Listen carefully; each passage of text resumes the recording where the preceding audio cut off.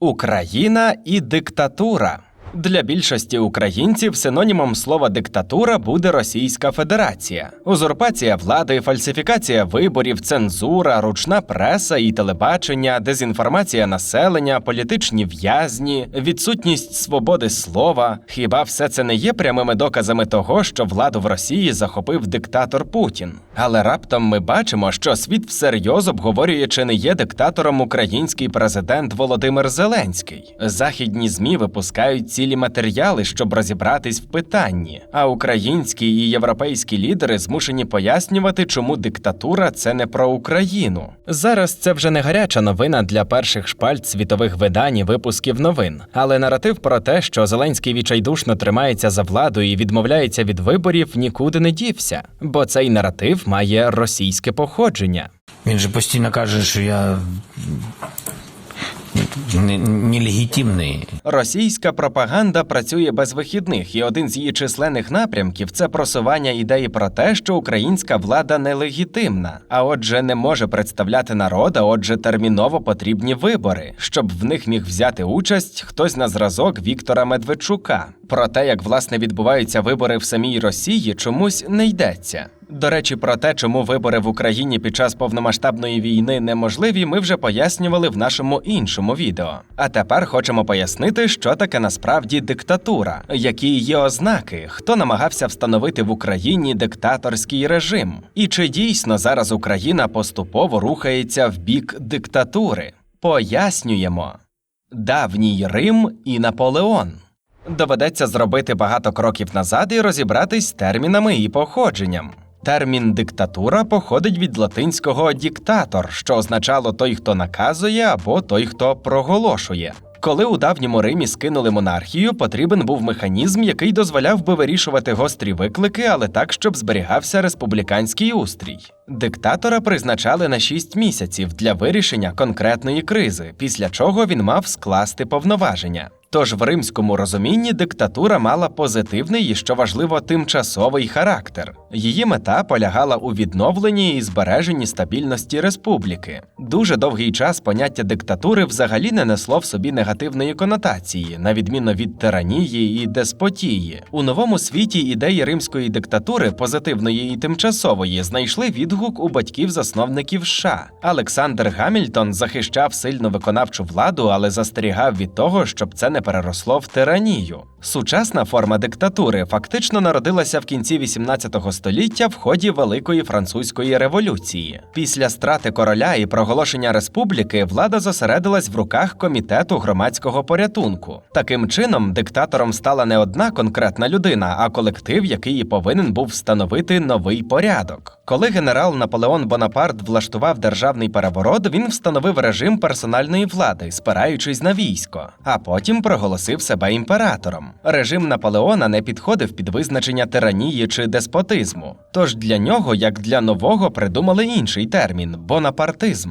Він став ключовим для розуміння сучасної диктатури. Вона поєднала в собі військову силу, популізм і формальну законність, коли все виконується суворо за законом, без заглиблення в суть. Справедливо це чи ні? 20 століття і народження сучасної диктатури. У 20 столітті диктатура остаточно набула нового масового характеру. В її основі з'явилась ідеологія. Руйнування старої європейської державної системи після Першої світової війни відкрило простір для нових політичних експериментів. Першою революційною диктатурою нового типу став режим більшовиків на Росії після жовтневого перевороту 1917 року. Він хотів повністю трансформувати суспільство на основі марксистської доктрини.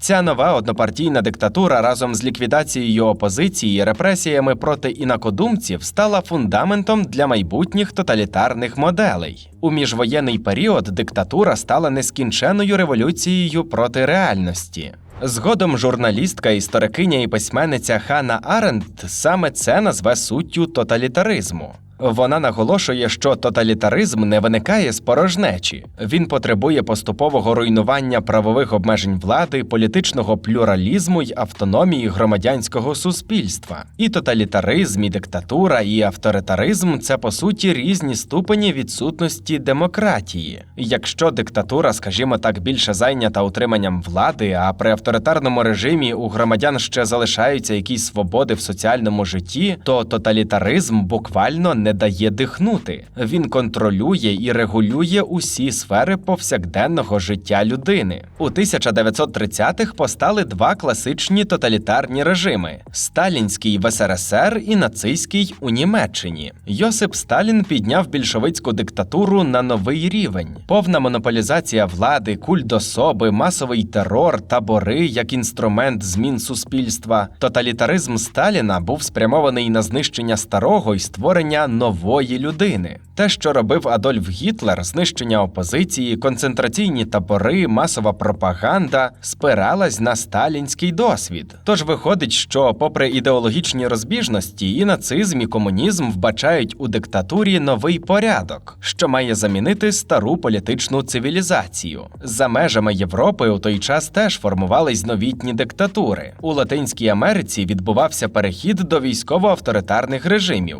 У країнах Азії, наприклад, у Японії чи Китаї часів Гоміндану, політична влада ставала все більш єдиною, а держава використовувалась, щоб організувати людей навколо певних ідей. Диктатура маскувалась під ефективну альтернативу демократії. Це більше не був винятковий правовий інструмент чи тимчасове рішення. Це була постійна революція, прагнення перебудувати суспільство. Після Другої світової війни. Після Другої світової війни диктатури адаптувались до нових глобальних умов. Вони зберегли ключові риси – централізацію влади, коли вся влада зосереджена в руках центру, а місцеві органи обмежені у самостійності, репресивний апарат і обмеження політичних прав. В умовах холодної війни диктатура стала елементом геополітичного протистояння, засобом контролю над населенням у контексті боротьби комунізму і капіталізму, а також інструментом модернізації в країнах, які здобули незалежність. Нові диктатури були більш різноманітні у формах, але так само тримались за зосередження влади та знищення політичної конкуренції. Із завершенням холодної війни змінилась сама природа диктатури. Багато режимів імітували демократичні інститути, але зберігали фактичну монополію на владу. Вибори, парламенти, суди – усе це формально існувало, але під жорстким контролем виконавчої вертикалі. Саме цей тип диктатури зараз ілюструє сучасна Росія. На початку 90-х це була формально демократична держава. Поступово вона еволюціонувала в напрямку авторитаризму. Влада все більше концентрувалась в руках президента, розгортався пропагандистський апарат, контроль над судами, парламентом, медіа. На початку 2000-х росіян лякали зовнішніми ворогами. Говорили про те, що треба навести порядок, зміцнити безпеку, захистити суверенітет. Як в цілому російське керівництво і зараз каже про війну, яку Росія сама ж і розпочала в Україні. Але в 2010-20-х роках зросли темпи і масштаби ліквідації політичної опозиції, цензури, конституційних маніпуляцій, збройної агресії. Усе це демонструвало появу персоналістської диктатури. Загалом спільна риса диктатур 21-го століття – це стійка централізація влади, слабкість інституційного контролю. Це все тимчасово, або, як полюбляють казати росіяни, «надо немножко потерпеть». Тож, як не прикро це визнавати, пострадянський, постколоніальний та глобалізований світ не подолав диктатуру, а перетворив її на один із постійних політичних варіантів сучасності.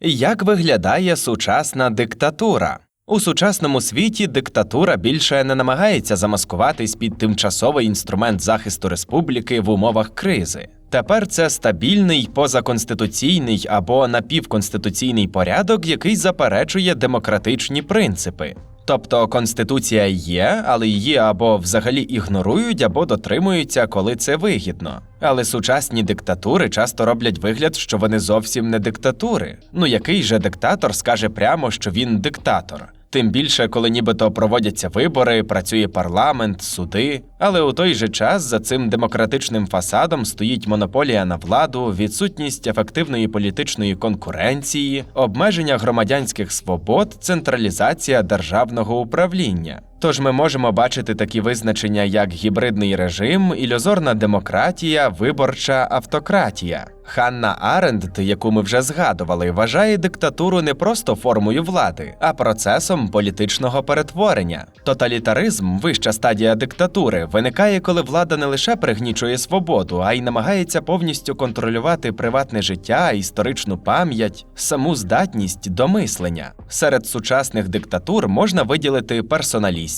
влада концентрується навколо однієї фігури, як у Північній Кореї, Туркменістані. Військові, контроль утримує армія чи то пак хунта, як у Чилі часів Августо Піночета чи Єгипті після 2013-го. Однопартійні, єдина політична партія контролює усі аспекти політичного життя, як в Китаї, на Кубі, у В'єтнамі. Гібридні або виборчі автократії. Формально зберігають вибори, але проводять їх у нерівних умовах. Із тиском на опозицію, маніпуляціями та цензурою, як у Росії, Туреччині чи Угорщині. Але варто звернути увагу, що в Туреччині і в Угорщині все-таки існує політична конкуренція і вибори як інституція. А отже, сценарій програшу Ердогана чи Орбана можливий. У Росії ж немає опозиції, і зміна влади може відбутися лише силовим способом. Сучасні диктатури різняться за походженням, структурою влади, ступенем репресій та здатністю до самовідтворення. Але спільним для них є заперечення відкритої політичної конкуренції, підпорядкування інституцій виконавчій вертикалі та ідея винятковості – держави, лідера нації або історичного моменту. Україна знайомиться з диктатурами. І нарешті ми повертаємось до України, але не до сучасної. З тим всім, що ми тепер знаємо про диктатуру, варто розібратись, як це пов'язано з українською державою. Вперше українці зіштовхнулись з диктатурою у 1917-18 роках. Першим диктатором на наших теренах став Павло Скоропадський. За підтримки німців та землевласників він повалив уряд Центральної Ради, щоб встановити військову диктатуру. Втім, на відміну від самого Скоропадського, який був генералом, в гетьманському уряді практично усі посади обіймали цивільні урядовці. Скоропадський та його прихильники наголошували, що все це тимчасово, треба просто відновити порядок, а отже переворот – виправдана міра, і що згодом буде запроваджено конституційний устрій. Йшлося нібито про відновлення інституту козацького гетьмана в особі Павла Скоропадського. Але це була цілковито сучасна диктатура, не обмежена діючою конституцією чи законами. Уся законодавча влада належала гетьманському урядові, який і мав далі встановити новий постійний конституційний лад. Варто зазначити, що схожі режими в цей час були і в інших країнах Центральної Європи – Польщі, Угорщині.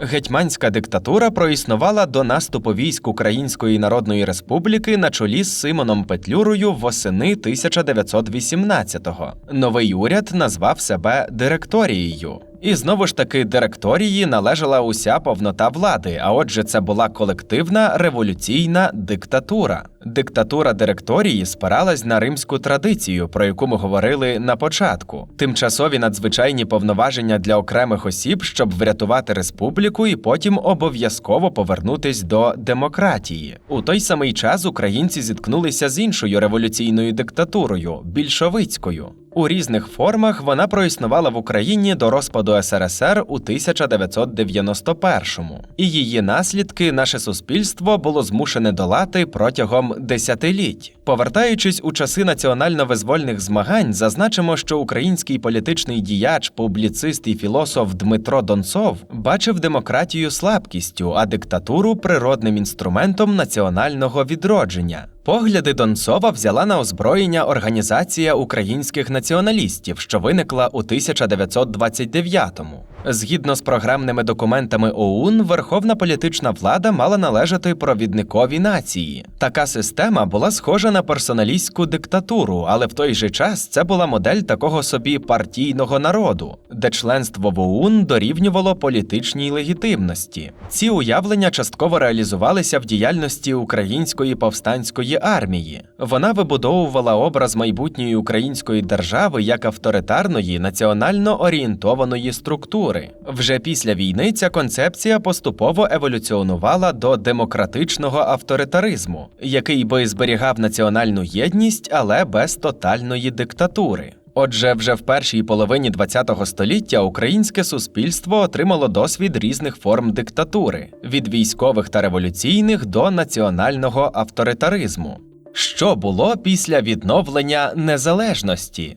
Стрімкий перехід в демократичний світ після відновлення Україною незалежності у 1991-му для багатьох був болючим. Все було новим, всьому треба було вчитись. І тому, як створити демократичний парламент і створенню сучасної конституції. Через це виникали конфлікти між президентом та Верховною Радою, між урядом та парламентом. Партії створювали лише для того, щоб потрапити до Верховної Ради, а перехід до нової економічної моделі призвів до економічної кризи. Так звані червоні директори використовували зв'язки в уряді для швидкого збагачення. Усе це частково стало джерелом ностальгії людей за сильною рукою. Мовляв, при Радянському Союзі був порядок, стабільність і, звісно, ковбаса по 2,20. Комуністи грали на цьому і обіцяли відродити все, як було. Тобто однопартійну диктатуру, хоч вони її так і не називали вголос. Протилежний табір закликав до швидкого проведення реформ і надихався ринковою диктатурою, як було, наприклад, у Чилі часів Августо Піночета.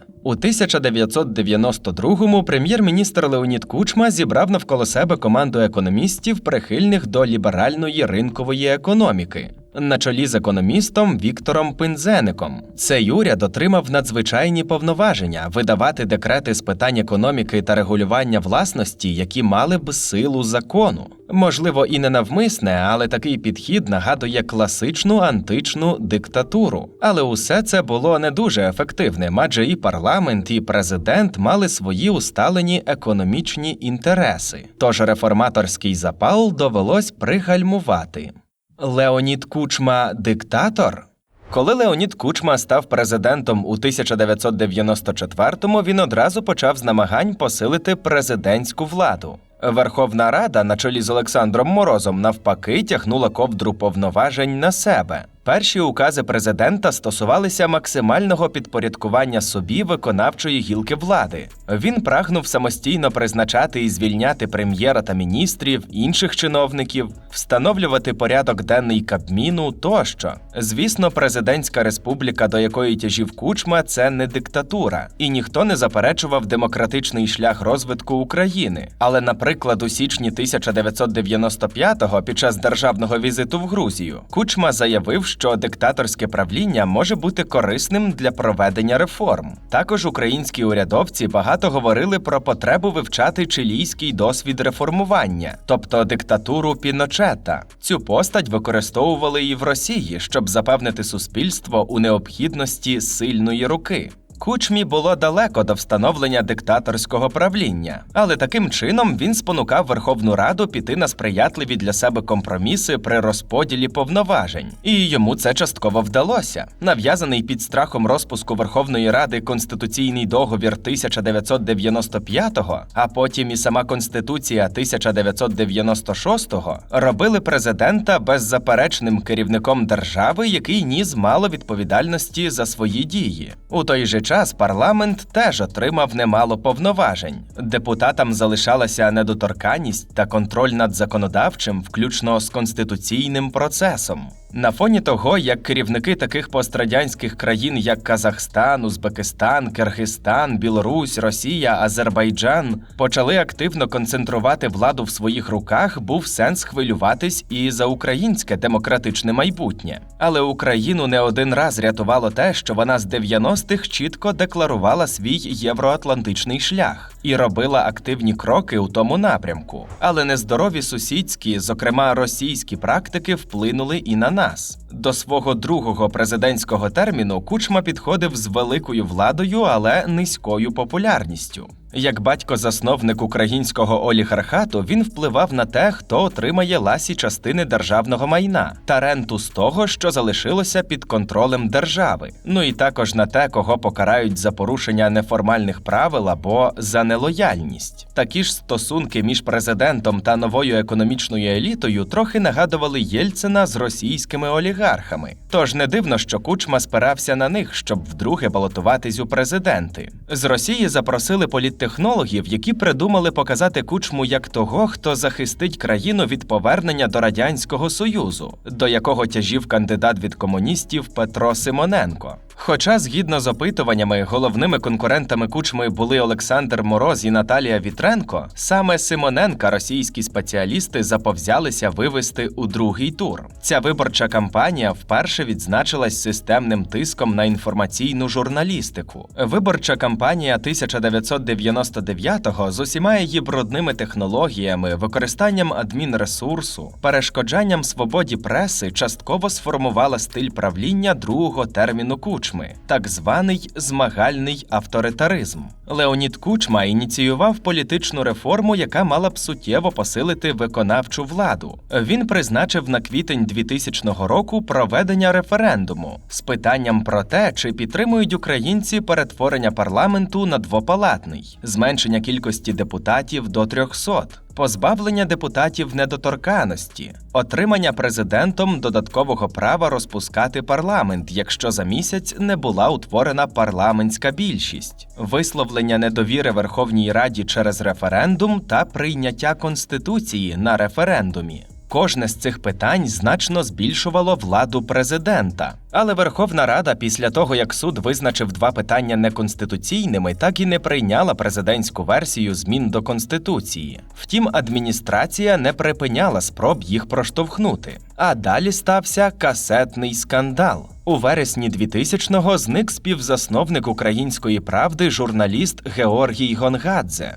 Дуже скоро в Таращанському лісі було знайдене його обезголовлене тіло. Вбивство Гонгадзе викликало багато питань, але справжній політичний скандал вибухнув після того, як народний депутат Олександр Мороз оприлюднив записи, таємно зроблені в кабінеті президента України майором держохорони Миколою Мельниченком. На цих плівках Кучма в розмові з міністром внутрішніх справ начебто просить розібратися з журналістом. Записи стали приводом звинуватити у вбивстві Гонгадзе самого президента. Поява плівок Мельниченка знищила пропрезидентську більшість. Питання про політичну реформу з посиленням президентської влади фактично пішло в небуття з порядку денного. Відбулися перші за довгий час масові політичні акції «Україна без Кучми», які дозволили опозиційним силам різного спрямування отримати практику координації своїх дій, що зіграло важливу роль у наступних подіях. Президент і оточення, звісно, шукали вихід з кризи. Це були і силові методи, знесення наметів, масові затримання після акції 9 березня 2001-го зі спробами показового засудження. Також була спроба продемонструвати єдину інформаційну лінію найпопулярніших ЗМІ. Основні теленовини показували акції як малочисельні, акцентували увагу на радикалізмі учасників,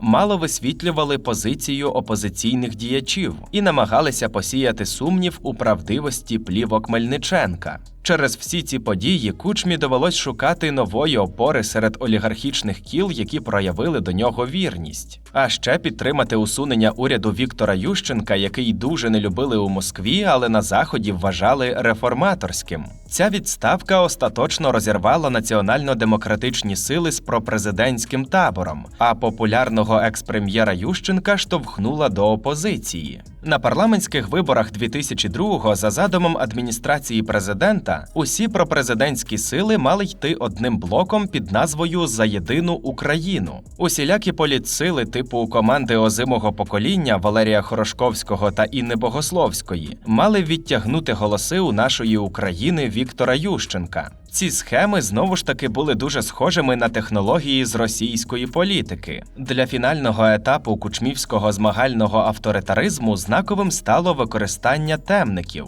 Треба було уніфікувати подачу інформації через усі підконтрольні медіа. Спочатку темники подавалися як загальні редакційні рекомендації, але доволі швидко їх стали писати самі політтехнологи та передавати у ЗМІ як прямі інструкції для виконання. Тогочасні темники концентрувалися на жорстокому протистоянні з Віктором Ющенком, дискредитації інших опозиційних сил, піарі СДПУ-О і особливо самого Віктора Медведчука, підтримці дружніх партій-спойлерів. Глядачі новин на Інтері та 1+1 перед парламентськими виборами 2002-го легко могли помітити схожість у висвітленні тем. Але основний провладний блок «За їду» опинився на 3-му місці в голосуванні за списками. Найбільшу кількість місць у Верховній Раді вдалося отримати за рахунок мажоритарників-самовисуванців. Після чого на основі партії блоку «За їду» та СДПУ-О і самовисуванців сформували коаліцію. І попри все, Україна продовжувала намагатися налагоджувати стосунки із Заходом. Тож присутність різноманітних спостерігачів обмежувала використання адмінресурсу і тотальну фальсифікацію результатів виборів.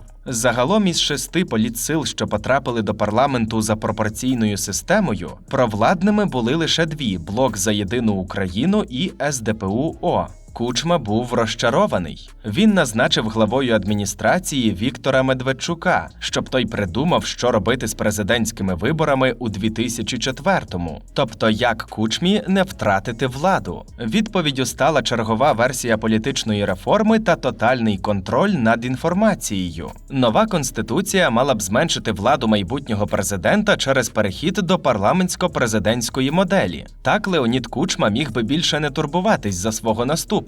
У той же час партія Медведчука СДПУ-О мала б шанс залишатися впливовою політсилою. Тож парламентська модель була особисто важливою і для майбутнього кума Владіміра Путіна. Тепер темники охоплювали більше тем, просували президентську політику і стали частиною цілих інформаційних спецоперацій. Але всього цього виявилось недостатньо для встановлення повноцінного авторитарного режиму. Чим ближче були президентські вибори та кінець президентства Леоніда Кучми, тим більше фінансово-політичні групи, у тому числі пропрезидентські, думали про власні інтереси. Яскравим прикладом цієї роз'єднаності стало те, що голосування за політреформу провалилося. Але не тільки завдяки прихильникам Віктора Ющенка, але через закулісну гру партії регіонів.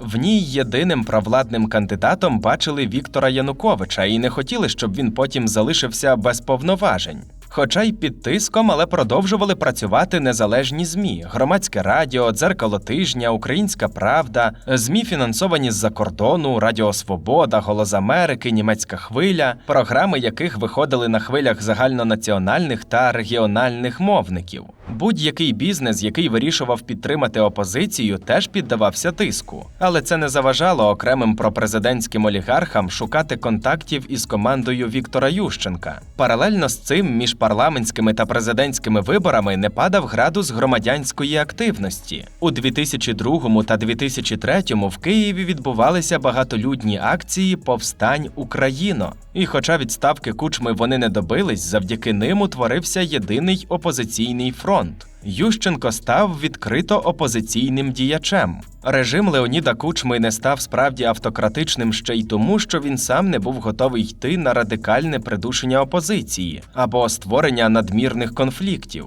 Хоча відомо, що і такі плани про всяк випадок готувалися на замовлення Медведчука. Він хотів бути прем'єром при можливому наступному президентстві Кучми. А Конституційний суд у грудні 2003-го дозволив Леоніду Кучмі балотуватися на 3-й термін. Через усі ці обставини українцям восени 2004-го довелось зробити свій вибір, і вдалося відстояти його на Помаранчевому майдані. Конституційну реформу в якості компромісу все ж прийняли в грудні 2004-го, але з порушенням регламенту. У майбутньому це зіграло на руку зловмисникам при наступній спробі узурпувати владу. Віктор Янукович і повернення сильної руки. Період між першим Майданом та обранням Віктора Януковича президентом можна назвати новим чи то пак черговим розчаруванням українців у демократичній політиці. В опитуваннях за ці роки помітно, якою популярною стає ідея приходу до влади з сильної руки. Тож президентство Януковича почалось з активного посилення президентської влади. Конституційний суд повернув президенту повноваження, які відібрала реформа 2004 року. Почалось активне переслідування одних представників опозиції, найвідоміший кейс Юлія Тимошенко, та підкуп інших посадами Петро Порошенко. Відбулось знищення політичного поля з використанням державної машини, а це один із перших кроків до авторитаризму і, відповідно, до диктатури. Ще один крок в тому ж напрямку – нова спроба влади взяти під контроль джерела інформації. Крім тиску та залякувань, ЗМІ скуповують підставні представники сім'ї, тобто близького оточення Януковича. Так, у 2013-му молодий газовий олігарх Сергій Курченко, один з так званих гаманців Януковича, купив журнали Forbes та Кореспондент, який прославився серією розслідувань про родинний бізнес. Німецька канцлерка Ангела Меркель тоді прямо назвала Україну диктатурою і поставила її в один ряд із Білоруссю. Але попри все це, швидко побудувати диктатуру не вийшло.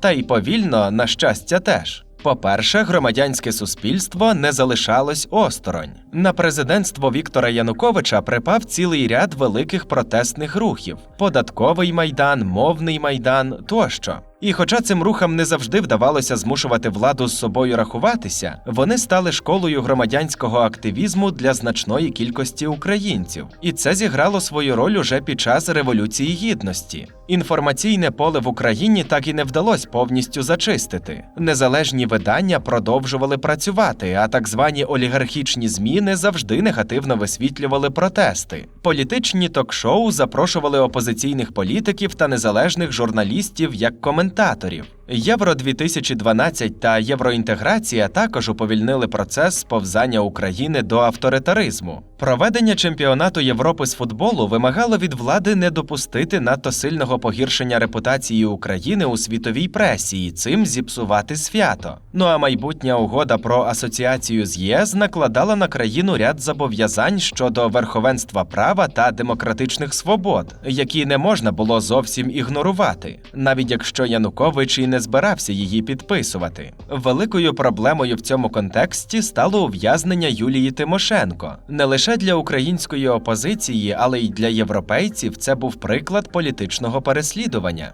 Оточення Віктора Януковича бачило в євроінтеграції немало економічних вигод для себе. Ну а пересічні українці готові були змиритись і терпіти діючу владу, якщо вона приведе їх у Євросоюз. Але була дієва особа, яка сильно впливала на президента і Україну загалом, і не хотіла нашої асоціації з ЄС. Коли Росія домоглася відмови Януковича від угоди, це викликало сильне розчарування політично активних громадян. Революція Гідності стала рухом проти встановлення диктатури в Україні. Загалом історія Євромайдану широко відома. В жорсткому побитті студентів Беркутом суспільство побачило, яким шляхом може піти країна під цим керівництвом. Кожна наступна силова відповідь влади на дії протестувальників наближала Україну до повноцінної диктатури. Недарма закони 16 січня отримали символічну назву «диктаторських». Вони мали б посилити поліцейський нагляд за громадянами та налякати потенційних учасників антиурядових акцій.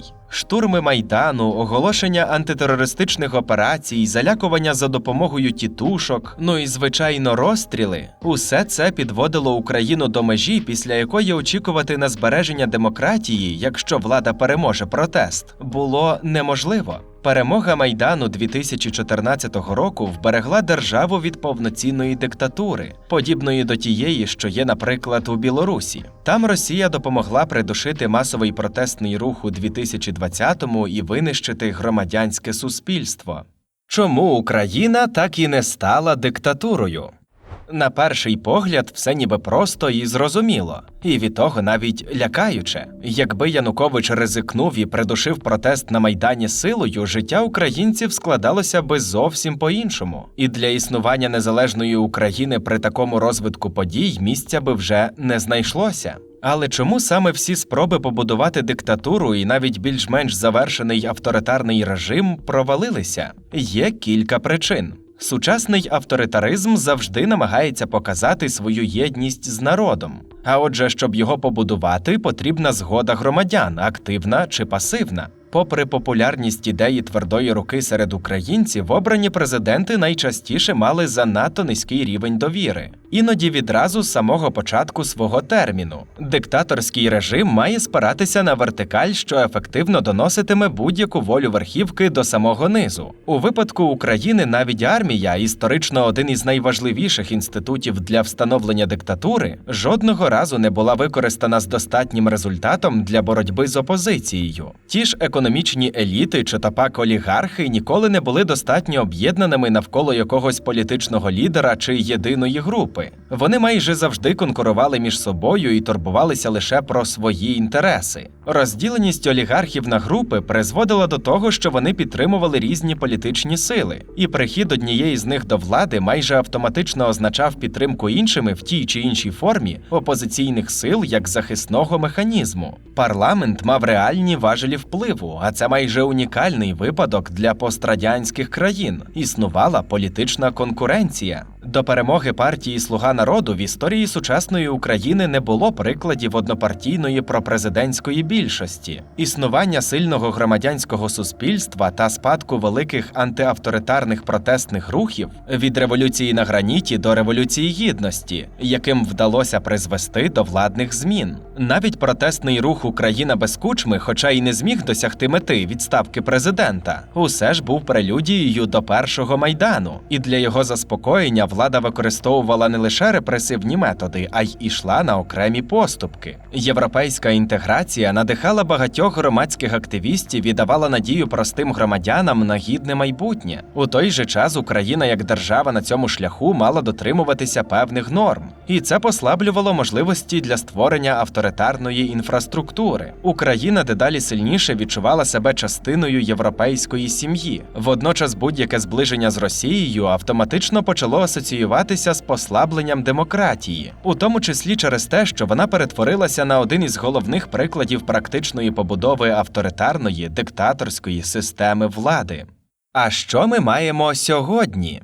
Тоталітарна диктатура також означає вічну невизначеність. Навіть якщо ти сьогодні сумлінно працюєш на владу або обіймаєш дуже високу посаду, немає певності, що завтра тебе не заарештують і не оголосять зрадником. Ніяких гарантій безпеки не існує. Немає нічого постійного, крім вождя, і тільки він вирішує, що правильно, а що ні. Сьогодні Україна перебуває в унікальній для себе з часів відновлення незалежності ситуації. Через повномасштабне вторгнення влада запровадила воєнний стан. Відповідно до Конституції та законів, це передбачає обмеження окремих політичних свобод. Наприклад, неможливо провести вибори. Саме від цього відштовхуються окремі проросійські та зарубіжні політики, коли говорять про диктатуру в Україні. Їхні аргументи можуть навіть здаватись переконливими, особливо для людини, необізнаної з ситуацією. Але диктатура так і не дісталась своїми мацаками до України. І ми теж маємо вагомі аргументи. Скасування виборів і надання органам влади надзвичайних повноважень, передбачених Конституцією та законами саме для таких ситуацій, як війна, було прописано задовго до того, як довелось усе це запроваджувати. І, звісно, задовго до обрання президента Володимира Зеленського чи чинного скликання Верховної Ради. Україна не єдина країна, яка діє подібним чином у такій ситуації. Воєнний стан не означає, що президент чи виконавча влада отримують законодавчі повноваження. Щоб прийняти будь-яке важливе законодавство, вони змушені звертатися за підтримкою до парламенту. А той, в свою чергу, активно користується своїм правом редагувати чи відхиляти урядові законопроєкти. Виконавча влада змушена шукати компроміс з депутатами, зважати на їхній лобізм. А це дуже далеко не тільки від диктатури, а й від розвиненого авторитарного режиму. Президент за своїм власним обмеженням змушений регулярно звертатись до Верховної Ради, щоб продовжити воєнний стан. Депутати голосують, але це все одно стає приводом для обговорення дій уряду з парламентської трибуни і можливих протестних голосувань. Обмеження на діяльність преси значно м'якші за ті, що діяли в інших демократичних країнах під час Великих воєн. Великі видання регулярно публікують матеріали, які критикують як президента і уряд, так і військове командування.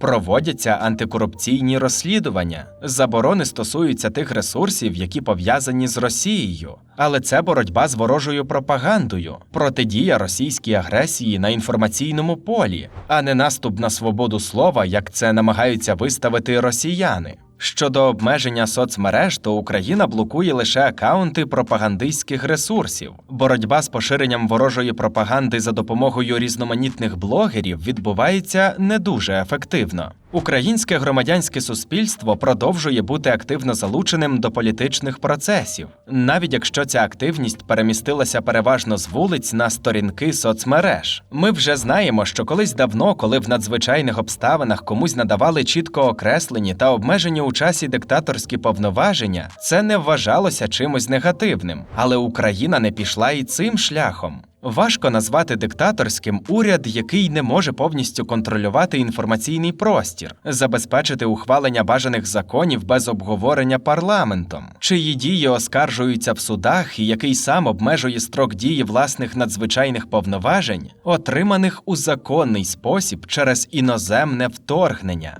Іноді, звісно, стаються дуже прикрі історії. Наприклад, коли 22 липня 2025 року парламент в екстреному порядку прийняв закон 12414, який обмежує незалежність антикорупційних органів НАБУ і САП. А президент так само екстрено його підписав. Тоді обуреному суспільству знову доводиться виходити на вулиці своїх міст і нагадувати владі, за що бореться країна і чого прагне, а саме вільного мирного життя в демократичній європейській країні. І аж ніяк не диктатури.